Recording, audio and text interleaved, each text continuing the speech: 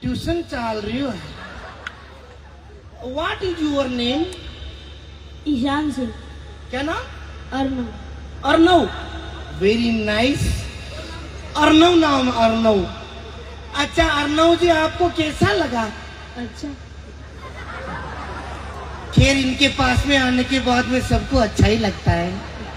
हमें भी बरसों पहले अच्छा लगा लेकिन अब थोड़ा खट्टा खट्टा है.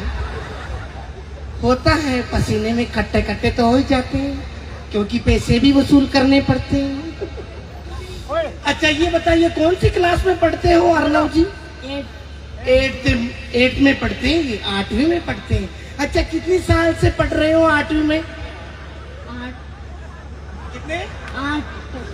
अर्नव जी 8वीं में 8 साल से पढ़ रहे हैं लेकिन आगे नहीं हरक रहे हैं.